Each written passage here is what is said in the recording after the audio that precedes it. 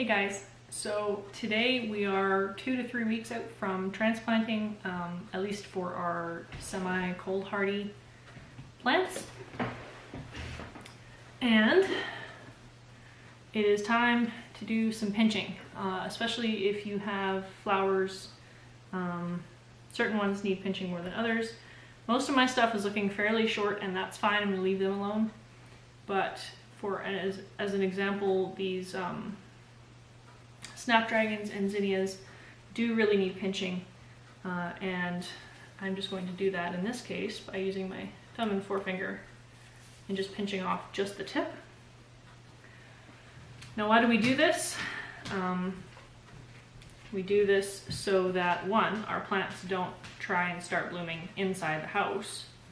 So I want to delay the blooming a little bit.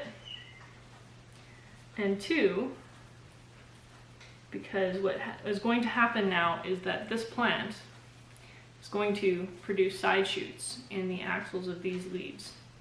Let me zoom you in so I can show you. So these plants here, I've pinched out this tip, and in the joins of the leaves and the stem all the way along, it's going to create side shoots, which means when it goes out, it'll actually create a bigger, bushier plant with more flowers on it. And the same is also true for the snapdragons. And also, because my snapdragons and my zinnias are so tall, this will help to hold off flowering until after they've been put outside, which just means that they won't be stressed out trying to produce flowers and seeds at the same time as they're trying to adapt to new conditions. So that's one of the reasons that I would do this. And it can be a little bit tough. Some of your plants might be a bit woodier than others, in which case a pair of snips or a good clean pair of scissors works. Just snip them down. These guys have actually been hitting my grow lights, so definitely was about time. Now see, this guy, actually his growing tip got burnt, and you can see, maybe you can't, he's already starting to produce little leaves coming out of that side shoot there. This one guy has a flower on him. I'm actually going to leave him alone because I think it's going to bloom and be spent before I'll be putting them outside. And so that'll be fine. I'll prune it after it's bloomed.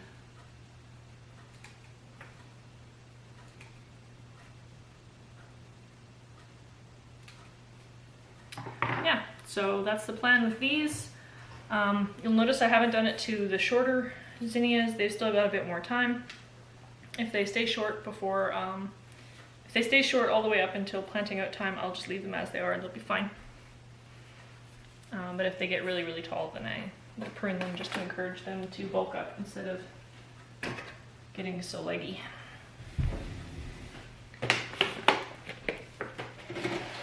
Now, what do you do if, like me, your peppers are outgrowing your space? As you can see here, my peppers are very tall. Some of them are trying to bloom already. Not sure how well you can see that. So this one's already trying to make blossoms, and I don't really want it to do that because again, having fruit on and flowers on is going to cause the plant extra stress when it gets planted out. So what I'll be doing is actually pinching out the tops of my pepper plants. And this is essentially the same as it is for the flowers. It's painful, I know. But what'll happen is these will produce secondary shoots that will carry all of your fruit later on. And it'll prevent your plants from getting so stressed out when they get put outside, because they're not trying to produce fruit at the same time as they're trying to adapt.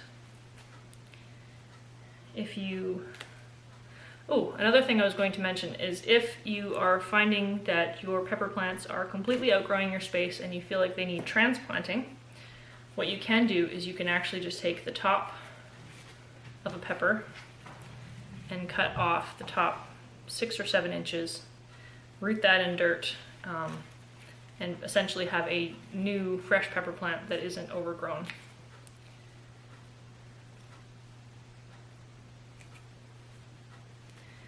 In my case, I'm just going to take the tallest ones, especially the ones that are trying to bloom, and I'm just going to pinch out the growing tips.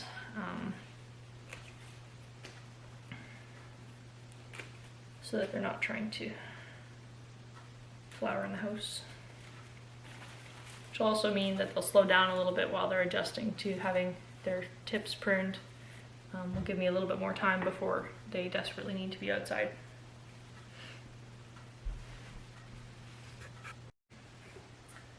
So if you haven't already started hardening off your frost-tolerant vegetables like brassicas, anything in the cabbage family, your onions, most of your woody herbs, lettuce and stuff like that, it's a good idea to start hardening them off now because you could actually plant them in the next week or two.